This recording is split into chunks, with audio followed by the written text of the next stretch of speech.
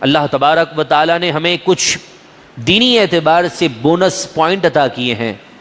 انہی bonus points میں سے ایک بونس پوائنٹ رمضان المبارک کا عظیم مہینہ بھی ہے کہ جس کے اندر اللہ تبارک و تعالیٰ کی رحمتیں چھما چھم برسی ہیں، لیکن ان رحمتوں کو حاصل کرنے والا دنیا میں آج موجود نہیں ہے.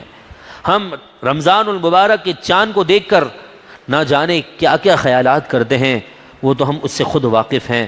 لیکن اگر ہم رمضان المبارک کی ایام پر غور کریں کہ جس کے پہلے عشرے کو رحمت، دوسرے عشرے کو مغفرت کا عشرہ اور تیسرے عشرے کو جہنم سے آزادی کا عشرہ قرار دیا، یقیناً وہ رحمتوں اور برکتوں والا مہینہ ہمارے درمیان آنے والا ہے. روزے کا مقصد صرف بھوکا پیاسا رہنا نہیں. کیا آج دنیا میں کھانے کی قلت ہے؟ کیا دنیا میں کھانے کی کمی ہو گئی ہے جس کی وجہ سے اللہ تبارک و تعالیٰ نے ہمیں 30 دن بھوکا پیاسا رہنے کا حکم دیا؟ نہیں میرے پیارے اور محترم بھائیوں، روزے کا مقصد صرف اور صرف کھانے پینے سے رک جانا نہیں، بلکہ اگر ہم قرآن مجید فرقان حمید کا مطالعہ کریں تو قرآن ہمیں یہ درس دیتا ہے کہ روزے کا مقصد اللہ تبارک و تعالیٰ کا قرب ہے اور تقوی ہے. سورہ بقرہ آیت نمبر 183 184 میں اللہ کا کلام فرماتا ہے، یا ایھا الذین آمنوا، اے ایمان والو، کتب علیکم الصیام، تم پر روزے فرض کر دیے گئے، کما کتب علی الذین من قبلکم، جیسا کہ تم سے پہلے لوگوں پر روزے فرض کر دیے گئے تھے. وجہ کیا ہے؟ لعلکم تتقون، تاکہ تم تقوی اور پرہیزگاری کو اختیار کرنے والے ہو جاؤ، متقی انسان بن جائے، اس لیے روزہ رکھنے کا حکم دیا ہے.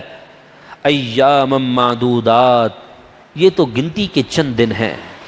اگر ہم ان چند دنوں میں اپنے آپ کو، اپنے گھر والوں کو اور خصوصاً اپنے نفس کی صحیح تربیت کر لیں، گناہوں سے دور کر دیں، تقوی اور پرہیزگاری کے قریب کر دیں، تو یقیناً یہ چند دن کی گنتی ہمیں پورے سال گناہوں سے محفوظ رکھنے والی ہوگی.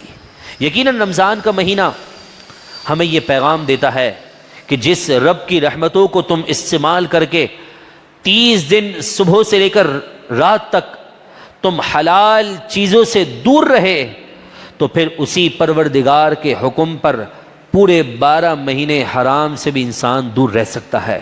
یہ رمضان المبارک کا عظیم پیغام ہے. رمضان المبارک کا وہ عظیم مہینہ ہمارے درمیان آنے والا ہے. کاش ہم اس کے قدردار بن جائیں، ہمیں اس کا یہ احساس پیدا ہو جائے کہ رمضان کی کیا شان ہے. رسول اللہ علیہ الصلاۃ والسلام کا فرمان ہے، لو یعلم العباد ما رمضان، رمضان کی حقیقت لوگ جان لیں تو لتمنت امتی ان تکون سنۃ کلھا رمضان، تو پھر میری امت یہ تمنا کرے کاش پورا سال رمضان ہی رہے ہمارے درمیان.